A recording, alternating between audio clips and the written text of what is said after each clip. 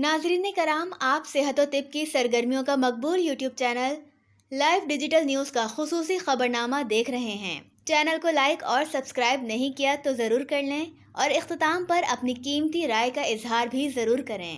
خبرنامہ ملاحظہ کریں۔ Justice retired ملک فاروق محمود نے ملک میں طبی کانفرنسز کو شعبۂ طب کی تعلیم و تربیت اور تحقیق کے لیے ناگزیر قرار دیا ہے اور امید ظاہر کی ہے کہ ہیئرکون 2023 کے انعقاد سے زر مبادلہ کے قومی ذخائر میں اضافے کا باعث ہوگی۔ وہ جمعرات کو قائد اعظم میڈیکل کالج بہاولپور میں hair restoration society of Pakistan کے زیر اہتمام چھٹی سالانہ بائنیل کانفرنس سے بحیثیت مہمان خصوصی خطاب کر رہے تھے۔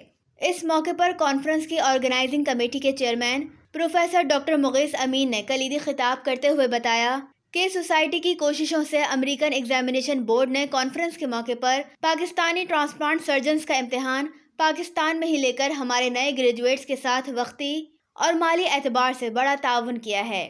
افتتاحی تقریب سے قائد اعظم میڈیکل کالج کی principal professor doctor Sofia Farrukh, senate standing committee health کے chairman doctor Humayun Muhammad, doctor Muhammad Hanif Saeed, doctor Zulfiqar Tunio, doctor Rana Irfan, doctor Asim Shah Malik, doctor Christina Besinga, doctor Waris Anwar, doctor Hudson لازارو و دیگر ملکی اور بین الاقوامی ماہرین نے بھی خطاب کیا۔ مختلف سائنٹیفک سیشنز بھی ہوئے، جبکہ بدھ کی شب پروفیسر مغیث امین کی جانب سے ان کی رہائش گاہ پر کانفرنس کے مندوبین کے اعزاز میں پرتکلف عشائیہ بھی دیا گیا۔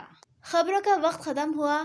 رپورٹنگ ٹیم سراج امجدی، ساجد، کیمرہ مین شہریار کے ہمراہ۔